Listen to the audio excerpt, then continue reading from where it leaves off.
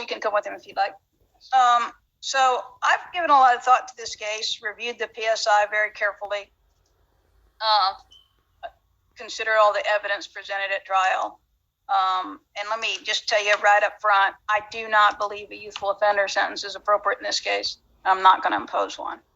I'm going to sentence him to an adult sanction.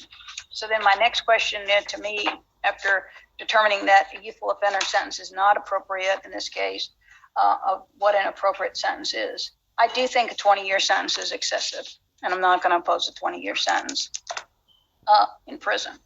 I'm sort of stunned when you take a look at the defendant's criminal history beginning back in 2015, that it shows a consistent pattern of not learning from mistakes.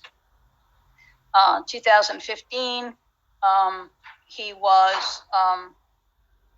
entered a plea to, in juvenile court, of domestic battery, resisting without violence, making threats. He completed a youth offender program, and it resulted in that case being dropped, because that was part of the terms of the agreement. And so I think most people at that point would have said, whew, I'm going to walk the straight and narrow. And Mr. Jackson, I've watched the music videos, and I have to say that I'm appalled at the content of them, at the direction. But one thing that really sticks out is Mr. Jackson is a talented young man that could do anything he wanted with his life if he made the right choices. And I think that the video spoke loud and clear to the jury of what the purpose of that video was. It may have been some art, but that wasn't what it was for. I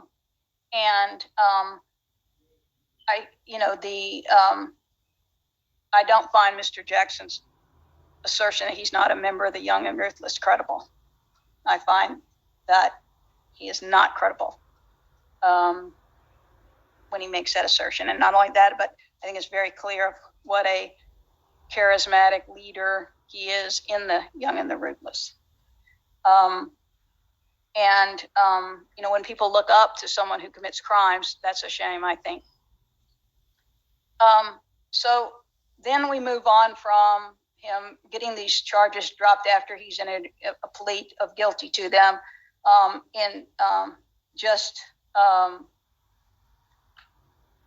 There's carrying a concealed firearm also in 2015. So he's sentenced to probation. There's a carrying concealed firearm and a resisting an officer without violence. And so he is, for the carrying concealed firearm, he's withhold adjudication of delinquency. He's placed on probation. He's given another shot, another chance. And so then there's a violation of that probation in later in 2015. He doesn't make it very long indeed before there's a violation of that probation. So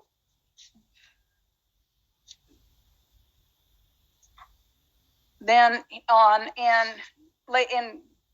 2015 CJ 4515, he's enters a plea of guilty to burglary of an unoccupied dwelling.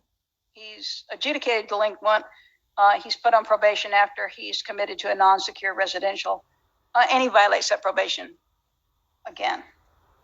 He violates his probation when given an opportunity.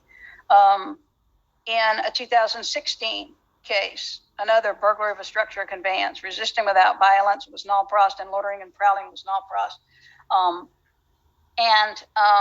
So then in that case, he's put on probation, and he violates it again, another violation of the probation. And then we have the possession of a firearm by adjudicated delinquent, in which he pleads guilty. He's just sentenced to jail. So I see a consistent pattern of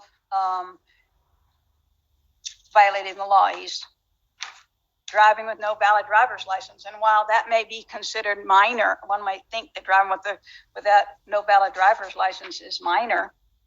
The fact is that it's just another incident of him not complying with the law. In fact, there's two incidences of no valid driver's license. There was one in 2018, and another in 2019. And again, it's while it's not a serious crime, it's just another indication of Mr. Jackson's thumbing his nose at the law.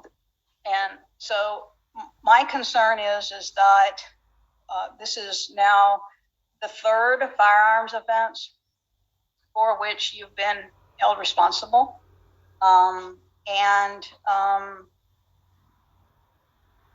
It just seems that your intent on, rather than becoming that successful artist that you could be with all the potential in the world you have, of just making the decision that you would be rather associated with a criminal gang and make videos that promote or in furtherance of the criminal gang. So I find that you are a danger to the community.